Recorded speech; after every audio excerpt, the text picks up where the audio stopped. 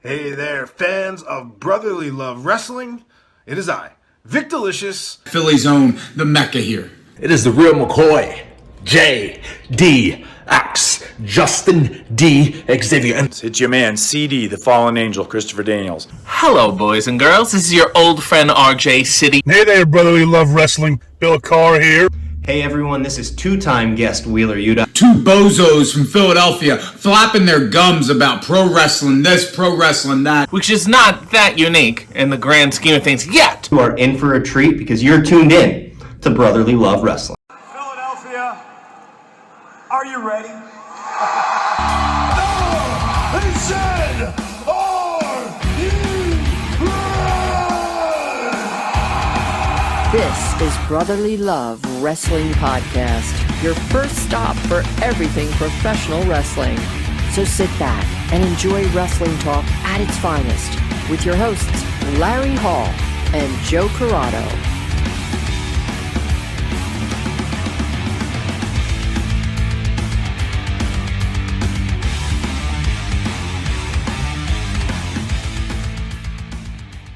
Welcome, everybody, to Brotherly Love Wrestling. And on our show today, a man that really needs no introduction. He is a Hall of Famer, a multiple-time tag team champion, and he is from the Rock and Roll Express, Mr. Ricky Morton. Ricky, thank you so much for coming on our show. Appreciate it, man.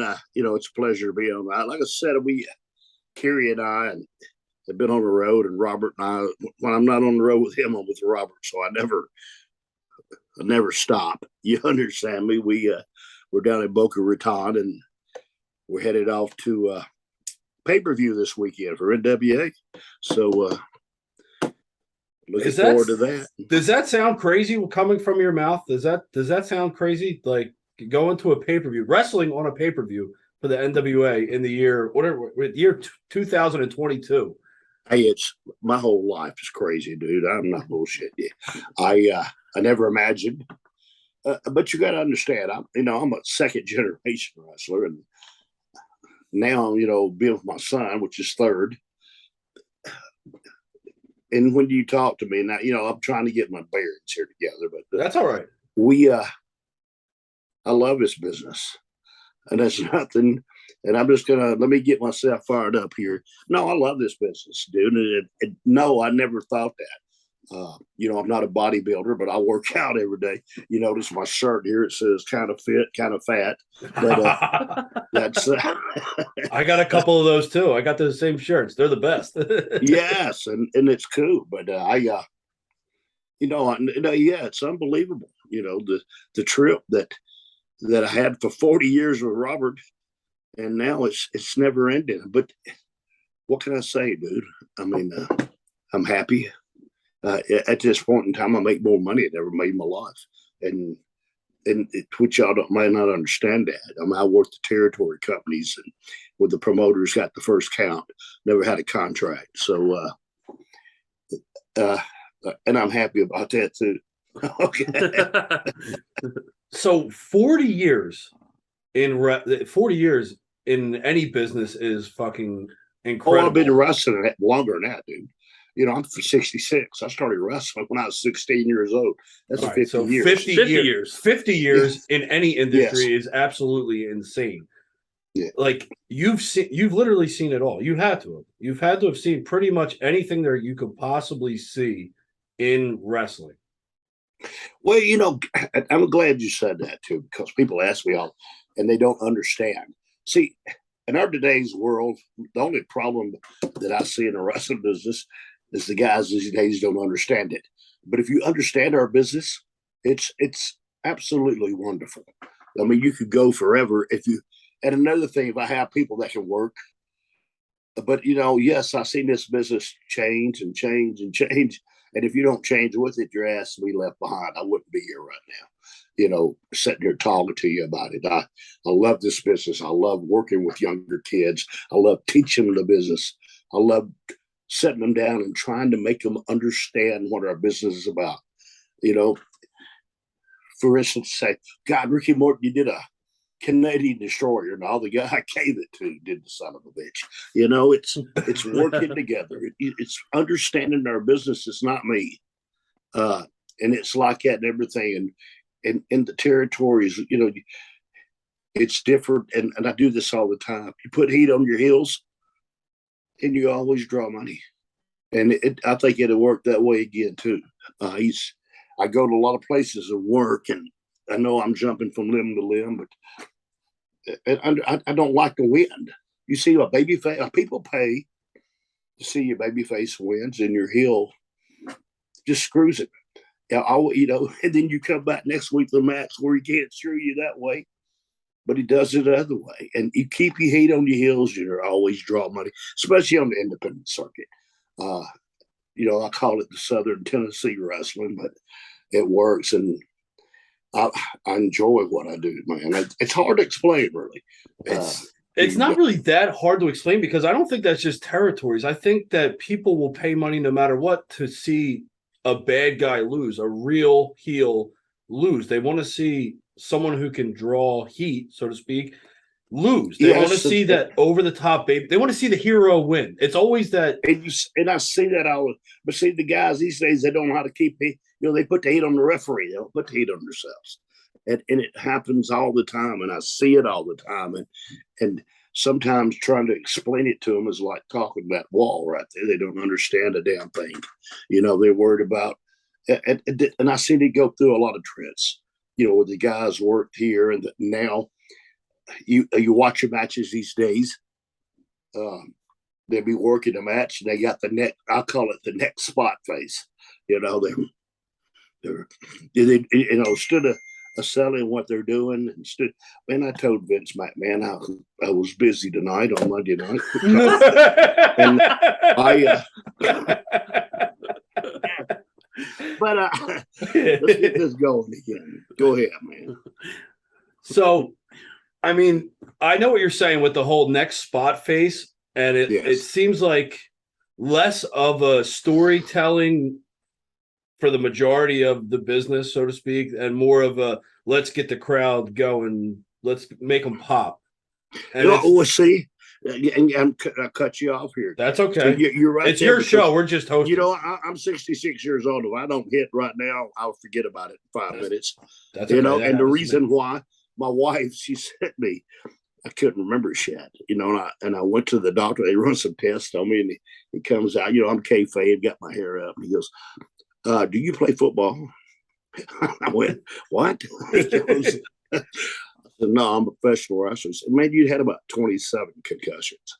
He said, damn, I'm this good that you even remember your name.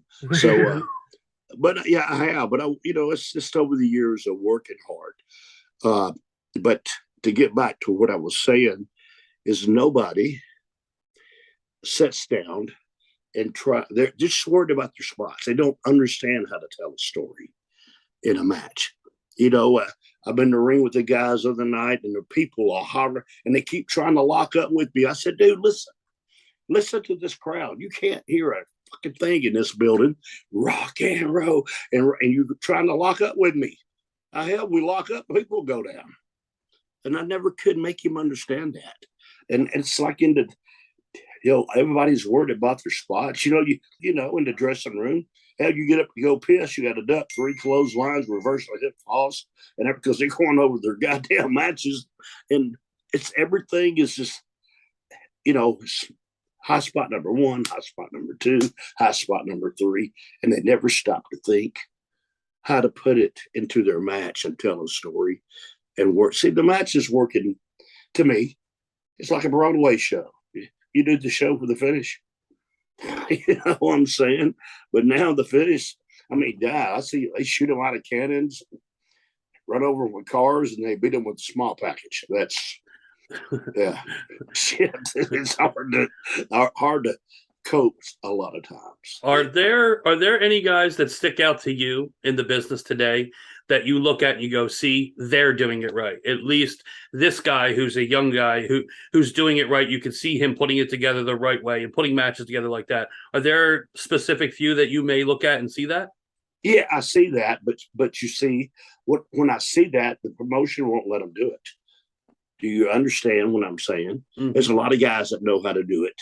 Mhm. You know, just to name them off names, but the company's looking for something more. You hear me? It's confusing sometimes to try to explain, especially me coming from what I did. I worked the territories where you told stories and you came back to the same town every week. You wasn't on social media. They didn't have social media. Thank fucking God. But they. You're preaching to the choir. I got you. And it's just, like Philly. And understand me, the guys, because this really sets out to me in Philly. Philly is the number one heel town in the world. I don't know you guys, but the fans don't even like ice cream. They hate every fucking thing. and then when you get there, and what I really liked about this is, and I got one of the greatest educations in the world. To me, I think the greatest world champion ever was Ric Flair, and it's not what he did. Well, it is what he did, but it's not that. Rick. If you come to watch Rick wrestle, he gave you your money's worth. He didn't give a fuck. He didn't go out there and go 10 minutes, bro. I mean, if you didn't go an hour time limit with him, bro, you went 58 minutes in your match. And I had the opportunity to shoot a great angle with him we done it on our own. I was there, Magnum TA got in a car wreck, paralyzed himself. They were grooming him for the world title. Now here I'm in the opportunity there, and it wasn't even about me. It was Dusty them, but Flair see me. Robert got hurt, and I worked a single match. And Flair just came back and said, "Fuck, I want to work with you." And it's like you remember on TBS, I walk out and he's got the bra, and I slap him and all that shit. See, none of that's planned. That's what I'm trying to tell you. They didn't have it on the script and plan. We just went out and just done it. You understand? It just happened that way. A lot of our stuff are like that. But I was saying with Rick, here we are in Philadelphia coming out. We're going to our time limit at the old Civic Center downtown or wherever that building was. But it was the greatest wrestling building in the world. That old son of a bitch and the acoustics in it. But, here I go to the ring first, because Flair, they play my music. Brother, I come out there and I'm everything but a human being. You hear me? Fuck you, dead, throwing shit. And then here comes Flair out. Now, and watch this. This is what the guys in our business don't know and don't understand. Here comes Flair out, man. These people are losing their mind, good. Bah, bah, bah. Now, we're supposed to do an hour time limit. Now, 10 minutes of that match, Rick has already changed 50% of the people. You know what I'm saying? Yeah. Okay, 15 minutes in that match. This is a work of art to sit and watch somebody do this. And 15 minutes in this match, they're coming through the ring. They done pushed the guardrails up. Dude, I'm not shitting you. I'm the bad. They're hating him, Ric Flair, dude. And it's not the part that he's doing that. He's just knowing how to work, knowing what he's doing and understanding. This is what I'm saying. And people, I know you got your world champions today and you got this, but see, this is things they don't understand or have a clue what I'm talking about, because it's not nowadays it's about me. You see what I'm saying? Then it was about the match, because we had to do this. They pushed the guardrail too. Arn Anderson came down to the ring. Robert had to come down and get there. And Rick told me, he said, "I'll throw you over the top rope." I said, "EQ, and let on your feet on an apron, go up the top turbo. That way the people will see me." You understand? They got their eye on me. And he eased out that fucking ring, bro. Back to the back, because they was going to kill him. I've seen that several times, to do that, to watch it's a different time, different place. Nowadays, everybody in the world, you fucking meet some wrestlers, they say they are. They come up and give you that gimmick handshake. What the fuck are you doing? Get away from me. And, yeah, and it is, but nobody understands how to tell that story, how to take your time.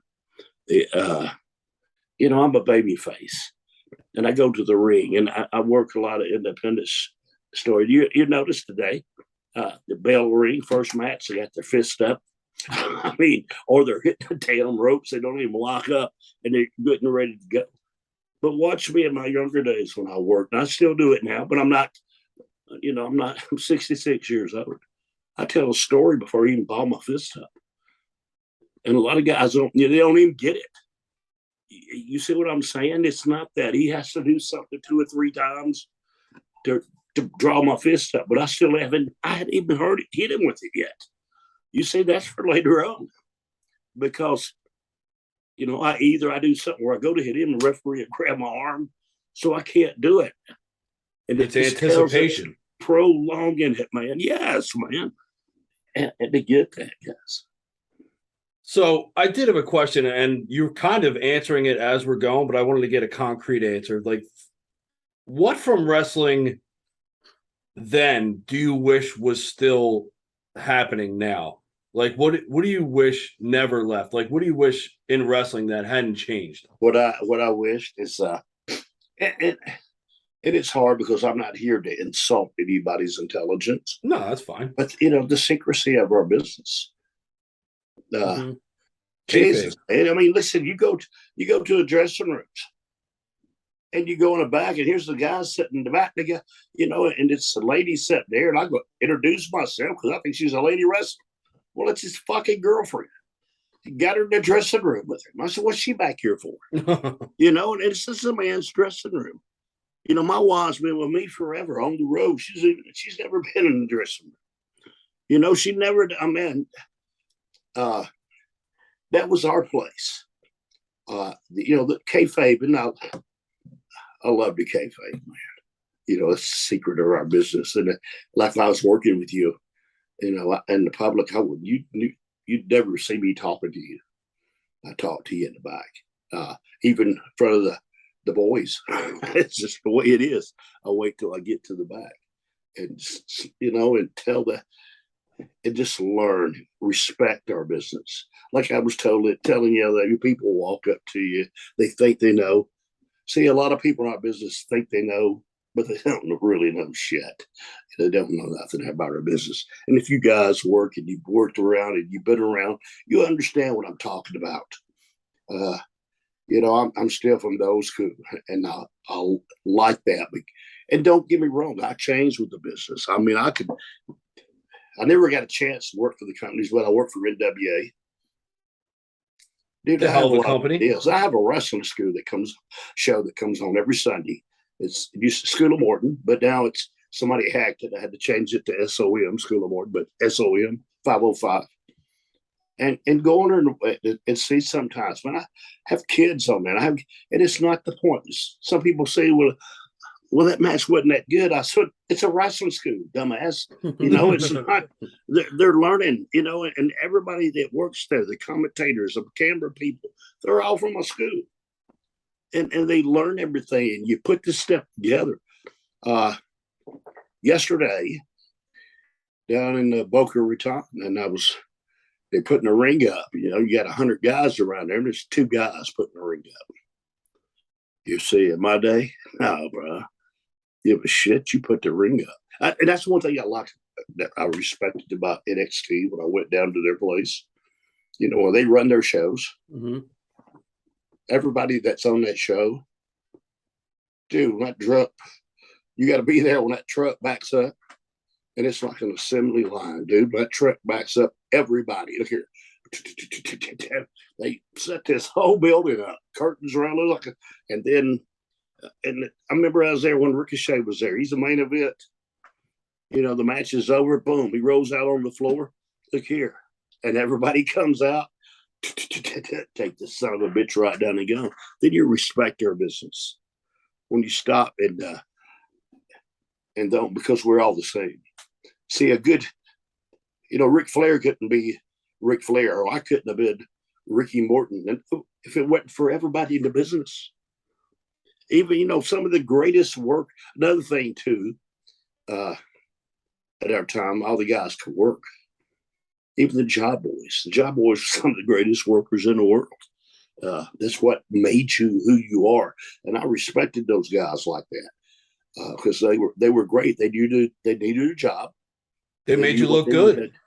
Huh? They made you look good. That was their job. Damn right they did. They stopped to think about this. It's like in NWA not long ago. This guys, man, we're doing this tag team match, and we're working with these guys, and you think we should go out and just eat them up? And I looked at him and went, dude, what you got to understand is this is our business. If you go out there with these guys and you make these guys, listen to me, when the match is over, you beat somebody. What are you going to go see? And if you go out there and just beat the shit out of somebody for 15 minutes, really you're making them tougher than you are, because it's taking you 15 minutes to whoop their goddamn ass, and you're doing everything in the world to them. And they're still kicking out on every high spot you're doing. This didn't understand it. And I always taught that. That's the way I go out and make my opponent. To have a good match with them. And I don't like he was telling you earlier. Like GCW, when I first went there, I'm working with Effie. And, we sat down, he says, well, I want to do how can you beat me tonight? And I looked at him. I said, what do you mean me beat you? He said, well, they want you over. I says, no. I said, no, buddy, if I beat you, I can't wrestle you no more. And listen, and he says, I never thought about it like that. I said, I do, buddy. I do this for a living. And I've wrestled him 100 times since then. I heard GCW, see? It still works. Everywhere you go, it still works. And that's the way I like to do it. You got to keep, especially when you have your shows where you have a companies. All of them are companies, but I don't go there and beat their top heel. Hell, I won't be there next show. I'm there to put that top heel over for their baby face. They're getting ready for them to work with it. You see what I'm saying? And nowadays, it's not that. It's about getting my spots in. I got to win. I got to do this right here. And I can't put up that shit, buddy. That's not this. We're in a business. And that's the way it goes. And like I said, I'm getting my opportunity to do a little bit in the back, because what I'm teaching these guys is things they never even had a clue about. And they're learning this. Jesus Christ, this works a lot better. And I do a lot of seminars.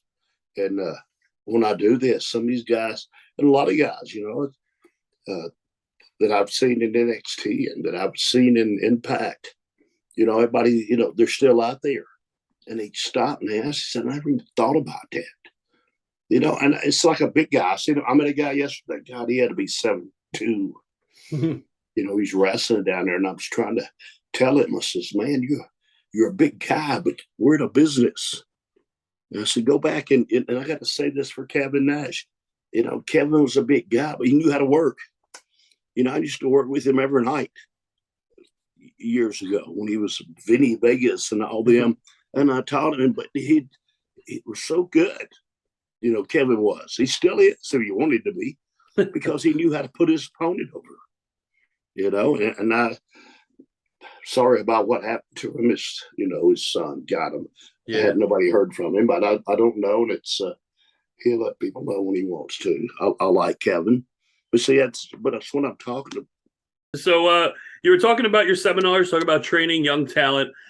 I do have a question for you. If you could go back to the young Ricky Morton, what is there a piece of advice you would give your young self starting out now with all the knowledge you have that maybe could have benefited you in the very beginning? Good question. Let's sit here and think. It just understanding the business. You know, I'm sorry, guys, I got the coughing. You're good. Go You're ahead good. and refresh me on what we were talking about. So I asked if you could go back and give yourself, as a young man starting out in the wrestling business, advice from your head now, the knowledge that you have now. What would that be? Oh, I would train a lot more. Okay. You know, yes, you know, nowadays it's showmanship. Everybody's got a part for everything, but in our business, it's so high strung in the ring that if you're not an athlete, brother, you're not going to make it 2 minutes in a match. And I'm serious. Mm-hmm.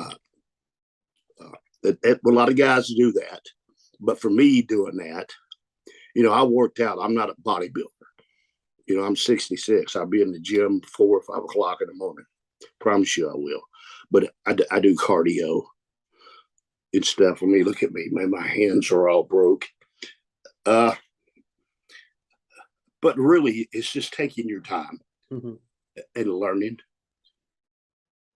You know, like nowadays, the guys, they expect to work on top in 2 weeks.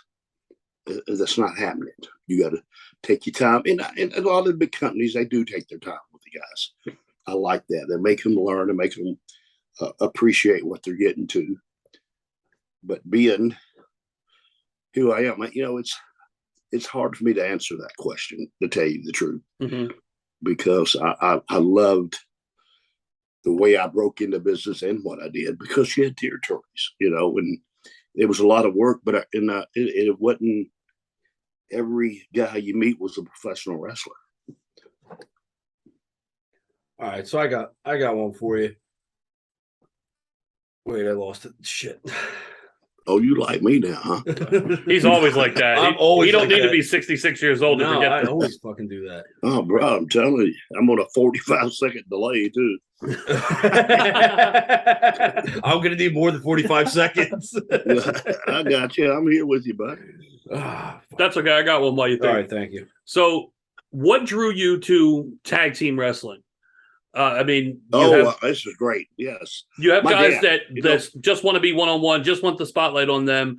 Tag team wrestling for you, what made it happen? Well, working territories, and one thing to understand about this, I liked territories, but I hated them. See, because unless you owned it or you the booker, you know, you had about as much chance as a snowball in hell working on top. They pushed themselves, and I'm serious. But my dad was the second generation. He refereed in Memphis, and see, your main event is going to be your booker. I'm serious, or the guy on the territory, and that happens every time. But you see, your semi-main event was tag team wrestling, and my dad told me, he says, if you you need to find you a tag team partner. And I had a lot of them, and it was accidentally that I got with Robert, and because a lot of people just asked me, with my first partner in the wrestling business was a guy named Sonny King, big guy out of Florida. He taught me how to have that fire and comeback. Did it me and Eddie Gilbert, but I kept looking for that. Then I met a guy named Ken Lucas. Now, I don't know if you know Ken Lucas. If you had, you need to look him up, because I have people ask me all the time or say something like Ricky Morton, Ricky Steamboat, Shawn Michaels, y'all were the greatest baby faces in our business. No, bro. We didn't have a fucking chance. Ken Lucas was the greatest baby face ever, and he taught me how to be that baby face.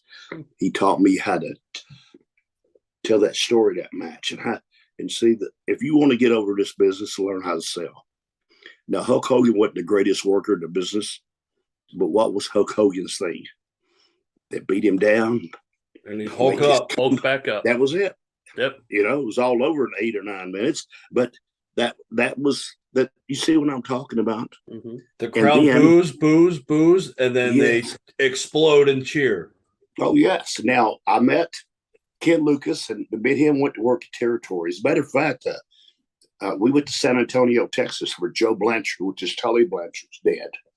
And see, Tully and Gino Hernandez were the top tag team there. And then we was coming in, and they had other people that was there, but something with me and Kenny really clicked there because Tully liked that young baby face. You hear me? And Kenny was that older, good-looking guy that had that fire, and he was that mean guy that I give that hot tag to. Holy shit. And keep that comeback and going. And we really did good business there. And then at the time, see, in this business, you can't fight City Hall.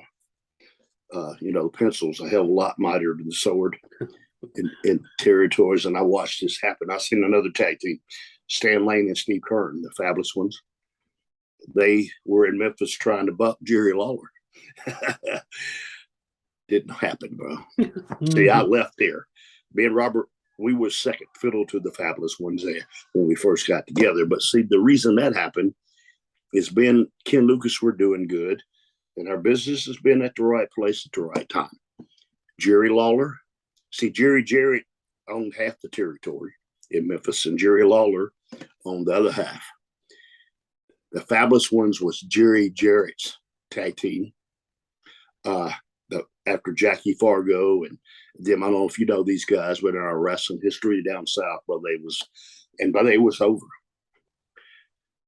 But you can't try to get rid of one of the owners, and they did. They tried to buck him, and they got to the point where they thought and they did. It was over, but you can't walk in the door at 8:00. You see what I'm saying? Mm-hmm. Right during the matches. When the matches are going on with your fur coats on and stuff. I mean, people were going nuts. But then I got to see these guys here, they're trying. So me and Robert were second fiddle to them.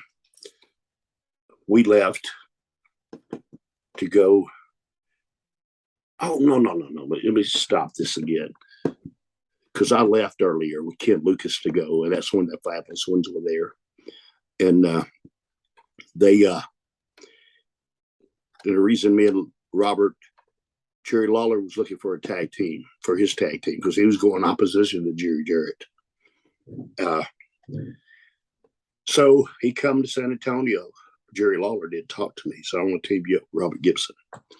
We don't know what we're going to do yet, but I'm going to bring you in there, and I'm going to go opposition to Jerry Jarrett. That's home for me. So fuck, I come back home to Tennessee, be with my dad again, and they put us together. And listen, I'm telling things is you don't know. I mean, we're just there. This just happens at the spur of the moment. They put me and Robert together, and we're looking for a gimmick, and I'm going through these magazines, David Lee Roth and on. I love this shit. You know what I'm saying? Because I play music and I'm into this shit. So we're trying to get us a name. And me, Lawler, and Robert went to a flea market. We bought bandanas, goddamn feathers, and the craziest shit. And we didn't have a name. And we're sitting there before we go out on TV. We don't even have a name. And it's Ricky, Robert, R&R, Rolls Royce. And Jimmy Hart looks at Jerry Lawler and goes, "Why don't we call him the Rock and Roll Express?" And Jerry Lawler looked at Jimmy Hart and said, "That's the worst name I ever heard." but we got to have one. We go with it. Crazy, isn't it? and it clicked. But see, Robert was with his brother Ricky as a tag team. Mm-hmm. So Robert was a good tag team wrestler, and but I've known Robert forever. We grew up in the business, and it just clicked. I mean, it just clicked. And even when we were in Memphis, the Fabulous Ones hated us. They didn't want to be on the shows with us. You see what I'm saying? Me and Robert worked the spot shows, and they did because they couldn't follow our shit. But I'm telling you, we had our shit down. They were the good-looking guys and the muscle guys, but we had our shit down.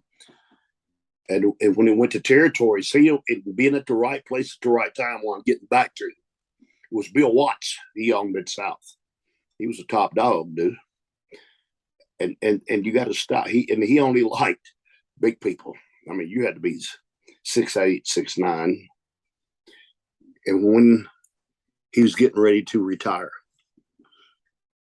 but he come to Memphis because that's when Vince McMahon started going into everybody's back doors. This is probably before you guys were born, but I'm just telling you. And so all the promoters got together to run a big show opposition and film it against Vince.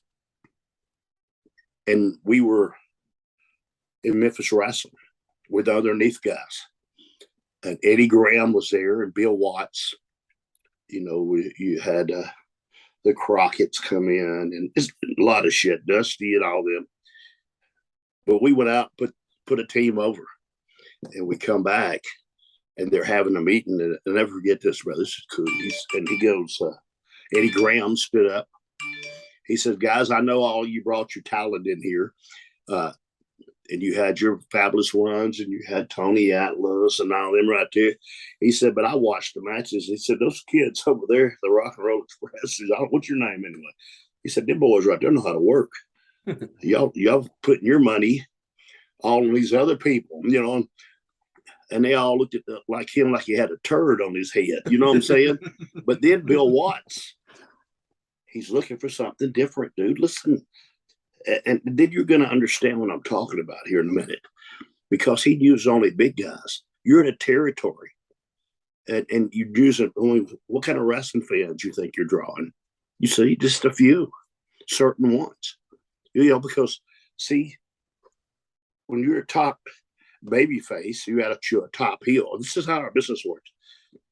See, after you beat the top heel in the blow off, with that top heel, you got to turn baby face to bring another heel in for that heel can beat that baby face, and then he wrestle Bill Watts. You see what I'm saying? It's a chain to go. Yes.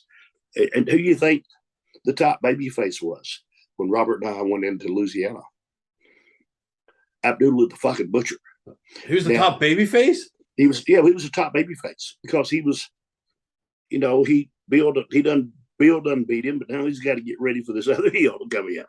Now, you go to the matches, and what do you think? Dude, they showed him videos from me and Robert from Memphis that we're coming in there, and they never seen nothing like that. Dude, we was instantly rock stars. They seeing that's what we went on to North Carolina. They showed those videos of us for a month in Memphis, working, and we're flying all around and doing this shit. Our first night in was in Lafayette, Louisiana, and I hadn't been there before. I get there, and it's people, and the news lady come up to me, and she's asking me, who are the Rock and Roll Express? What are y'all doing? And I'm talking to her, and I'm trying to get what are you asking me for this for? She said, they've been camping out here for a week to buy tickets. You see what I'm saying? We went from every small building to every big building you could, even to the Superdome in New Orleans, Bob. Okay. But see, it wasn't us. They did. Bill Dundee was a booker, and he wouldn't let Bill Dundee work because Bill couldn't push himself. Okay. I'm serious.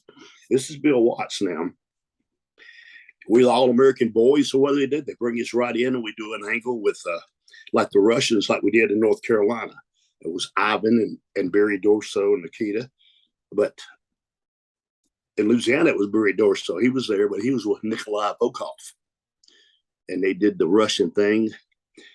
And we worked a little angle with them and beat them. And these people went ape shit. I mean, it's just a business exploded. And then at the same time, you got the Midnight Express. And Bill's over here, we're over here, and they're over here beating everybody. Matter of fact, Johnny Walker and Magnum TA were the top babyface tag team before us. You see what I'm saying? But they come right in and beat them right on TV. You see what I'm saying? And then Cornette come out and they with us. Holy shit! You see it. It's not me. It's all everybody in that territory. See, that's what our business is missing. Is everybody in that territory work for this? It sounds like what you're saying. A lot of storytelling, a lot of building everywhere. Yeah, but buddy, I watched Jimmy Cornette get his ass beat so many times that he learned how to fight. You know, he learned how to protect himself. I mean, dude, you bet right. I mean, see, you never experienced this stuff like this. And this was every night. You know, we didn't wrestle 3 times a week. I mean, you were New Orleans every Monday night. You know, Shreveport, Louisiana on Tuesday, Baton Rouge on Wednesday. And then and every other weekend we go to Texas and Oklahoma, somewhere every night. And what was really like this, Bill Watts told me, Robert and I were there for 2 years, and it was still on fire when we. He told me, he says, I owned my territory for 14 years. I made more money in 2 years while y'all were here than I made the whole time I owned my territory. Wow. You see what I'm saying? Well, he made millions, buddy. But you got to understand, they get the first count. Tickets were a lot different back then. You know, man, just go back and look at the Memphis with Jerry Lawler and all them. You know, ringside seats $5. I'm serious. Yes. And I wish we can go back to those times. Well, but you're talking about ringside seats like $500 now. Oh, dude, if you're lucky. Yeah. A real big show. Mm-hmm. Oh, yeah, real big show. You're spending like $3,000.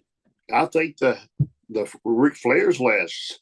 Yeah. They were $3 or $4,000, I think. Mm-hmm. Yeah, and like half the people that were sitting front row was like Bret Hart, Kevin Nash, and fucking the rest of them. Well, that's not, they were there, but that's the ones they brought in. But they were on the sign-in and stuff. Yeah. But, you know, what other people you didn't see, I mean, there was Kid Rock sitting there, Steve Tyler sitting there, a lot of the country music people. I mean, it was a lot of celebrities, buddy, that were sitting in that crowd to see this. Now, how does getting back to what I'm saying, you see how it worked? And then we go, you know, Jimmy Crockett. I didn't know who Jimmy Crockett was. I never met him in my fucking life, dude. And we're wrestling in the Superdome.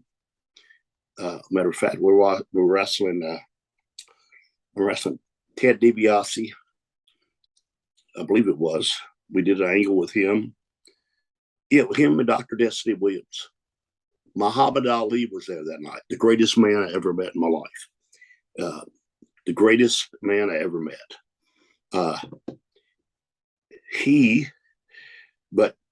We're in the dressing room. Muhammad Ali is in there, and he didn't put nobody over either. You know, watch what. You know, he's talking to me. That's my oldest son. That's 40 years old. He was in the floor playing cards, and Muhammad Ali was sitting in the floor playing cards with him. You know, I got pictures of this because you didn't have phones to do videos. But I remember Bill Watts walked in and said, "Hey, I'm the promoter." And he looked up at him and goes, "You're the one that steals all the money from these people, huh?" Oh, yeah, he did. I lost it, man. But when they went out, Jimmy Crockett came up to me and said, "Man, I heard is stuff about y'all, and I'm taking over TBS in Atlanta." I worked that. We got Dusty coming in as the booker, and we want to heard a lot of things about you. We'd like to give you a chance to come in, and we talked about it. And I thought it was a great move from me and Robert, in which it turned out to be the greatest move in wrestling history because it was territories. I'm serious. And right behind us was a Midnight Express. You see what I'm saying? But we go right in and do the same thing with Ivan Koloff and Barry Dorso. When I beat Ivan with the Victory Row, our first day on TV, for the world titles, you know, and Ivan and Barry them has beat everybody in the territory. Everybody. Getting them ready for me and Robert to come in, showing the videos, the same thing. We come in Shelby, North Carolina. It's a new territory. You know, you pull up at the building, people are 100 people thick getting in the building. It's unbelievable, man. What a time in my life. And I'm blessed to be able to do that. because it went from there to the Greensboro Coliseum to the Charlotte Coliseum. You know, a guy called me not long ago and asked me if I would work a show. I think MLW or somebody. And don't get me wrong, they good territory, but he asked me, says, somebody did to work there. And I told him, I said, I don't want to work the show. And he said, really? I said, why? I said, because I've never been in that building when it didn't sell out. Oh, you see what I'm saying? And I didn't want to go back. And I didn't. So you remember it for how it was when you were there, and you don't want to see it any other way. No, I didn't want to see it any other way. And it was like that, dude. Our wrestling business, you know, you go into spot shows that did 800. I mean, back then it was, you know, if you did 300 at a spot show, but dude, they'd be doing 6,000 or 7,000 people. We had to go to the football fields and stuff, dude. I mean, it was the dumbest time in the wrestling business. But don't get me wrong, I'm not saying Ricky Morton did this. No, I didn't, brother. Them, you know, Dusty Rhodes was there doing his thing. And you had his angles going. You had us with the Midnight Express after the Russians. You had Magnum. They were grooming Magnum TA with Tully Blanchard to get him ready to wrestle Ric Flair. This shit was off. I mean, this shit was awesome. You didn't have wrestling on every fucking channel. You know, when you drove into Charlotte, that's before the Charlotte Hornets and the Charlotte Panthers. None of that shit was there then. There's a big billboard. You see it on the interstate going into Charlotte. It was me, Robert, and Ric Flair. Watch every Saturday morning on TV. Badass shit. And pretty cool. But listen, but we were rock stars. And that's something I wish that I could go back and understand who I was then. It was, and that's the reason with my kid, you know, he's a good kid, and I won't let him. They called wanting to talk about signing him, but I won't let him sign until we finish college. Yes, you know, he didn't want to play football and stuff. He didn't want to get. I mean, he's eat up with wrestling. Since he's a kid. Yo, dude, go through some of the old shit. You see him with me at ringside all the time. I'd come out, he's dressed like me, running around the ring, and he'd get them people going. But he didn't want to play high school sports. He didn't want to get hurt. Put Terry's shoulders and knees up to in his senior year. He's lucky as hell. They got him to try out for cheerleading. Hell, he got a 4-year scholarship, fully paid. And I told him to do that. And last year they're in Division II. Hell, they won the national championship last year. Wow. And that's only going to help him with wrestling. Oh yes, buddy. You know, can you imagine? You know, AJ Styles. A lot of you guys were cheerleaders in college. But it's great. But I want him, because if I had a great education, I would have figured out, you know, stood to the glory that they were fucking me, dude. You know, I'm not shitting you. I mean, my biggest year, and that was just 1 year in the business, and I never had it was $125,000. Now, don't get me wrong, that was good in 1985. But now these guys make that a match. You see what I'm saying? Oh, yeah. And that was just one, and I hadn't made nothing like that since then. But it was hard. It was, and don't get me wrong, only person I can blame is myself, because I wasn't educated enough to know. And that's one thing I like to tell, you know, if you want to get your education, because it's not only in the wrestling business where they do that in everything. Mm-hmm. they take advantage of your ass. They'll use you and then throw you away. Oh, yes, sir. In a heartbeat. You're only as good as what you're doing right now. Look at pro football. I mean, you could be the greatest. Look at Brady at New England for all them years. Then all of a sudden he won another fucking title. Yes. Got you. But understand that's just what it is. It's what our business is, what it is, it's what it is. I mean, look at all the guys that they laid off, and I'm glad they're bringing them all back, because the ratings are starting to go up. Yeah, and they're doing good because they're bringing people back in that know what they're doing, and you have something good to see. You know, the guys know how to, Big Luke Gallo and Carl Anderson and all these. They know how to work, you see, and that was good. We all, since you beat, younger you grew up. If you guys are in the business, and if you're in the business a lot, you grow up with guys in the business.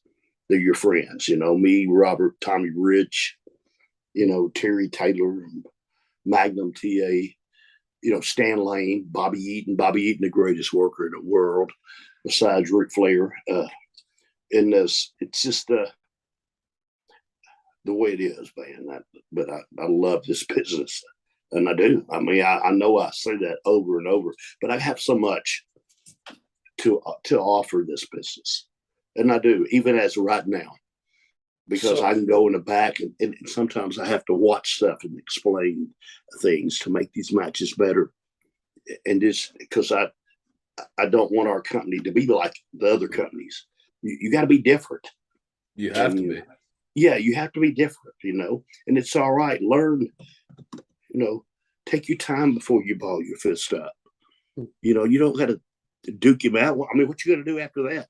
I might start the match off and I just take you to the corner and give you a big punch in the nose. What am I going to do after that? What am I supposed to do? Grab a headlock, take a tackle? I don't know. So you've mentioned the word business over and over again, and I finally remembered my question about 10 minutes ago. But how many people, how many wrestlers understand the true word of business? That it's a wrestling business. Like, how many do you encounter that actually know that, like, you're here to make this? About 10% of them. About 10% that realize that this is a business. You're out to make money, and you're out to make the longevity. Yes. Oh, yes. And well, the longevity, if you're not on a contract. See, these guys here are making a lot of money, especially guys at WWE. Brother, they're millionaires. Yeah. Millionaires. Mm-hmm. And I'm talking about the guys in the middle too. I'm talking about the guys that worked at WWE in the middle 10 years ago that you still see around. All them guys are millionaires. I don't know people really realize that. I was trying to explain something to Robert about somebody not long ago, and I'm telling him, I said, Robert, I said, don't you understand? These people are millionaires. What are you talking about, millionaires? I said, they're millionaires. They got guaranteed money for. Could you imagine what Jerry Lawler's worth? Dude, I mean, he's still with WWE. They bring him in. He's on contract for all these years. Mm-hmm. No wonder he's got mansions everywhere. And if you're smart, a lot of the boys invested their money good. The click when WCW, Eric Bischoff, when he took it over, that's the reason it's there no more. But a lot of them guys signed their own contract. I know some of them, 4 or 5 of them. Well, listen to me. It's hard to believe. They went to the mailbox every weekend, and that's after the business shut down because they signed contracts with Ted Turner, not WCW, and he had to pay him. Kevin Nash was definitely one of them. They went to the mailbox every week, probably made $100,000 every week, and their contract didn't run out to 3 years. And okay, tell me, bro, they couldn't work for nobody else. That's why you didn't see them for 3 years, 3 or 4 years. Yeah, but they were still collecting money. They didn't need to work. Rest. All they had to do was rest and collect checks. Oh no, but it's all right.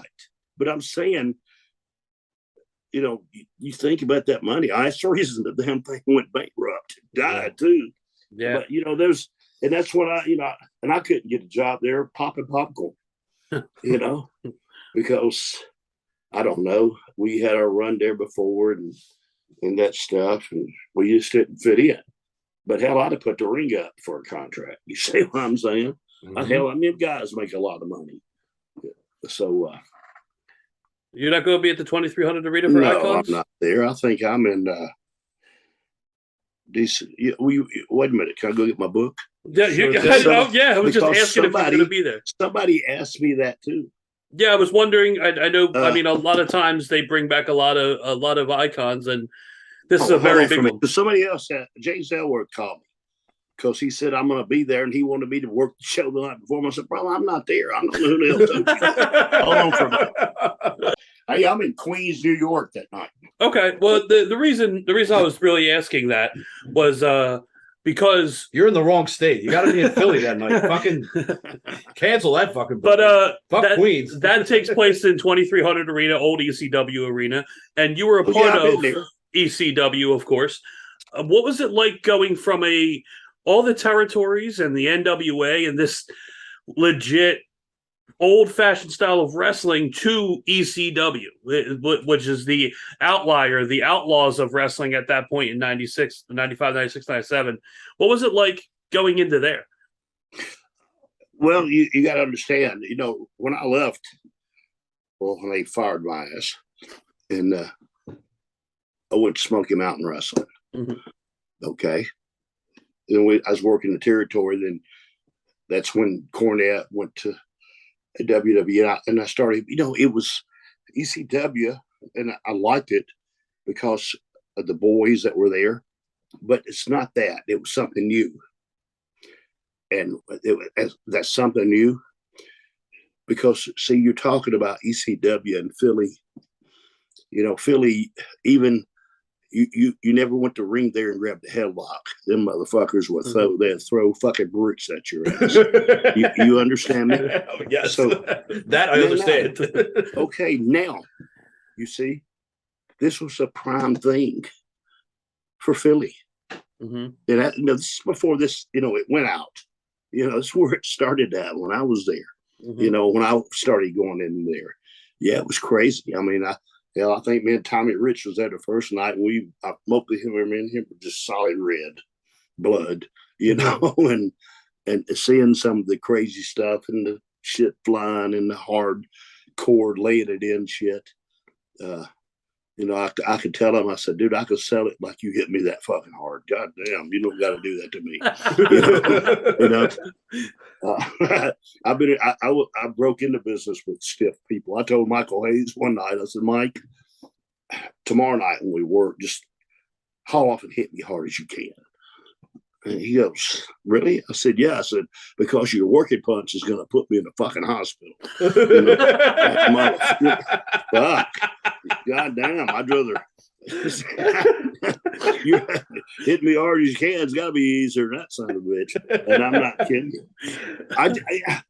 But it was a perfect place for ECW. Yeah. And it would have, I don't think it would have been as big as it was if it was in another city.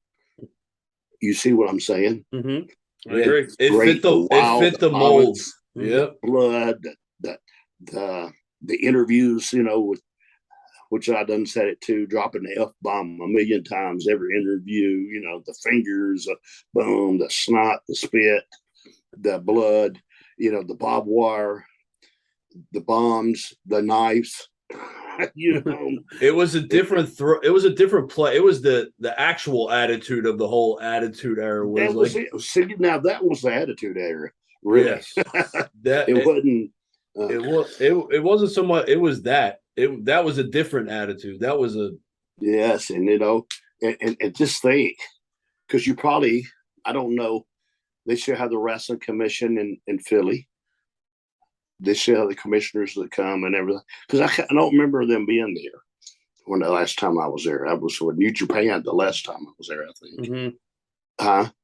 Yeah. Now they're pretty strict with the. Yes, now. that's what I'm saying, because they with AIDS and hepatitis and all that shit going around COVID, I thought you couldn't probably do that no more. Mm-mm. But you got to understand this, the old ECW building. Do you remember before it was the way it is now? I do. It's a big difference. It's I swear to God, I did. You walk in and get syphilis. This ain't ECW building, No, it's clean. Then they took me and showed me where the stage used to come out, where they tore it off. The wood's still up in the walls. Yes. And shit. It sure did. And then you can see on the other walls where the wood was, where the balconies were at. Mm-hmm. It really blew my mind. And Yeah, it's one of those. It's one of those like, oh man, it's cool that it's still there, but it's not as cool as it once was. No, it's like they even bought the buildings beside it and made them into things inside there. Yeah, That was a rough part of the fucking area when you first back then. It was around that area there. It was. Still parts that are still a little rough, but you got to go up a little bit further. Yeah, I got you. I knew. Then, brother, I was all in the hoods, man. Shit. So I got one more kind of question. I know Larry's got at least one more. Like, sure. Nostalgia in wrestling, like the whole nostalgia factor. I still fall for the nostalgia factor in wrestling because it brings me back to the child, like my childhood. Like, I don't like when it's overdone a lot, but like, how do you feel about how do you feel how it works? Like, how does nostalgia work in wrestling? How do you make it like actually special? Well, nowadays I have a lot of problems. Okay. And the reason why is because I wrestle for the independent promotions, most of them, except for I go to NWA. They have 18 fucking matches. They always want me to be last, and I tell them, and I even do this now when they call it, bro, I'm on third match, and I don't give a shit. Well, you're the main event. Well, the main event be on third because when I'm talking about the nostalgia, the guys go out. And they do every fucking thing in the world in the first match. And then you walk back out and watch the second match, and they do the same. They had the same fucking match in the same spots. And they go 30, 40 minutes. And that's the reason why, to build myself up to what I'm doing, but I can't go on 18th match or 12th match or 10th match to go out to get the people to where I want them. And now you was asking me, how do I build myself up for a match, or what do I massage? I don't really get what you're saying to me. So, like, how WWE will bring back these names to just invoke the jaded fan, the casual fan, and bring them back so they remember the Attitude Era. They remember guys. Okay, I get you. Like that. Basically, how do you make that work without overdoing it? Well, because when I go to big companies like that, me and Robert go out, and I don't really work on the shows. It's good to come out and say hi to people. I don't overdo myself when I'm there because I know that's not a part for me being there. I'm just there that one night. Remember me, people like me, I'm just there for one night. Now, the other guys, they come in, and a lot of them got their jobs back. They work behind stage. And that's the only way I can answer that way. I mean, I just go in and do my shit, bro. I have fun. I grew up in the business. I know all the boys. Yeah. And they know me. I like to have fun. I still cut up and have a good time. I still do jokes and have a real. Did you see the guy? I don't know if y'all see. I posted it earlier. The big guy yesterday. Yeah. Duck the clothesline. Duck the clothesline. Yeah. Did you see it, man? The 7'2" guy you were talking about, right? Yeah, he had his arm out. I didn't have. He just walked under. Right up under. Oh yeah, it was great. And see, I still like to do shit like that. Yeah, that's the shit that I like to watch. To get with the guys. I told you guys, I love this business, and I like to get with my experience being on the road. I can't throw the first stone at nobody, but I looked what my business got into, and I'm trying to teach my son this. This time it's not the partying. You go and give it everything you got for how long you're going to wrestle in this business. Yeah, and that's what it is. It's high performance now. You got to take those hard bumps. You got to do that stuff that you usually wouldn't do in a wrestling match. And see, now this part is coming to what I'm really trying to get into because guys get hurt. Okay, now they're getting hurt. Yeah. Okay. But now they're going to the streets trying to get something to take the pain away. You understand? This is my big deal. Guys are dropping over like flies. A lot of people in our business died that you didn't know, and it was from fentanyl. Do you hear me? It just wasn't a big thing then. You see what I'm saying? But it's always been there. That's what they, fake pills and stuff. And they always put it in there. And that's what I'm trying to tell them. Educate yourself, man. I just had a guy at my wrestling school, David Warner. I love David. He was from Jersey. Nice, good-looking kid. And he come into my school, and I'm looking at him. I said, David, he said, I got me some Xanaxes. I said, let me look at one of them. I said, and I got it. And I said, David, this ain't real. This is fentanyl. Don't take it. And I had that one, and I crushed it.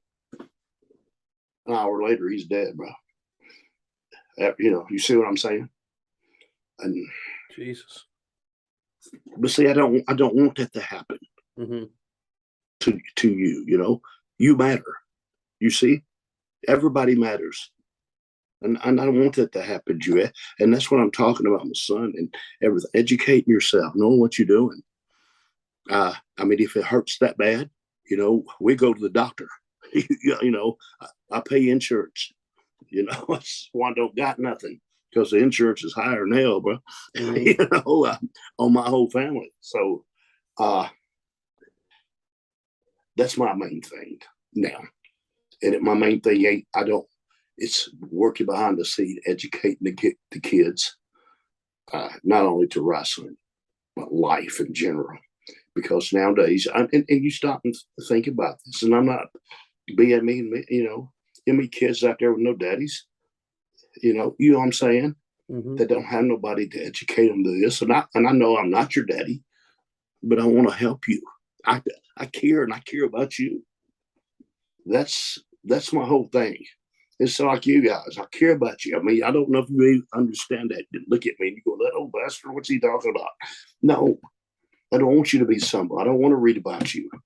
You hear me? I want to see you perform. I want to see what you do. See, that's my thing, is to watch you and to see what we can change, to make it better for you, and not to be the same thing as ever. Like I was telling you earlier, I go to some of the independent shows and it's 12 matches of the same thing.